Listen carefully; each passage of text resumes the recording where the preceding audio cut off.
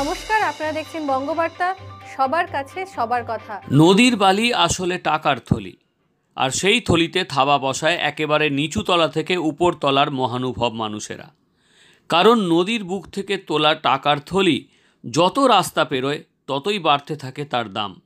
সেই জন্যই শহরে পৌঁছে বালি হয় মহার্ঘ, আকাশ ছোঁয়া হয় দাম। এর বিরুদ্ধে যেই যাবে তাকে বালি মাফিয়ারা করবে খতম। তবু ঝুঁকি নিয়ে বঙ্গবার্তার এই চোরা বালির অন্তর্দ্বন্দ্ব সামনে এনেছেন আমাদের প্রতিনিধি। আসল সত্যটা কি দেখুন নিজের চোখে। আমরা এই মুহূর্তে রয়েছি দামোদর নদে। দেখতে পাচ্ছেন দামোদর নদের বেশ কিছু জায়গায় কিন্তু এখনও বালি তোলার কাজ চলছে। আমরা যে জায়গাটা রয়েছি চাপাডাঙ্গা এবং উদয়নারায়ণপুরের মাঝামাঝি একটি জায়গায় রয়েছি, যেখানে হয়তো মেশিন দিয়ে এখন বালি তোলা হচ্ছে না ঠিকই, কিন্তু হাতে করে অর্থাৎ কোদালে করে বা অন্যান্য যে হাতের যে অস্ত্র আছে সেই সমস্ত অস্ত্র দিয়ে কিন্তু বালি তুলে রাখা হয়েছে। যারা করছে এই মুহূর্তে কিন্তু তাদের কাউকেই দেখতে পাচ্ছি না। আমার ক্যামেরা পার্সনকে বলবো আপনি একটু দেখান যে কিভাবে বালি তোলা হয়েছে। আপনারা দেখতে পাচ্ছেন যে কিভাবে বালি তুলে রাখা হয়েছে। এখানে দেখতে পাচ্ছেন ঢিবি করে রাখা হয়েছে।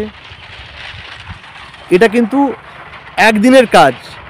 স্থানীয় মানুষের সঙ্গে আমরা যেটা কথা বলেছি, যেটা জানতে পেরেছি, এই বালিটা কিন্তু একদিনে তোলা হয়েছে। 25 থেকে 30 জন লোক আসছে, যারা কিন্তু কোনো এক ব্যক্তির আশ্রয়ে রয়েছেন। তারা আসছেন এবং তারা কিন্তু সকালবেলা থেকে কাজ শুরু করছে, সন্ধে পর্যন্ত তারা এই বালি তুলছে এবং যে বালিটা জমা হচ্ছে সেটা যথারীতি ছোট ছোট যে গাড়ি রয়েছে সেই ছোট ছোট গাড়ির মাধ্যমে বিভিন্ন জায়গায় কিন্তু পাচার হয়ে যাচ্ছে। আচ্ছা, আপনার বাড়ি তো এখানে, যেভাবে বালি তোলা হচ্ছে তাতে কতটা সমস্যার মধ্যে আপনারা পড়ছেন? সমস্যা তো প্রচণ্ড হচ্ছে। আমরা সাধারণ মানুষ, জন খেটে খাওয়া মানুষ। আমরা এখন আমাদের ঘর করতে গেলে যেই বালিটা কিনতাম আমরা 15,000 টাকা করে, সেই বালিটার ম্যাক্সিমাম দাম হয়েছে 30,000 টাকা। তাহলে সাধারণ মানুষ কীভাবে ঘর করবে?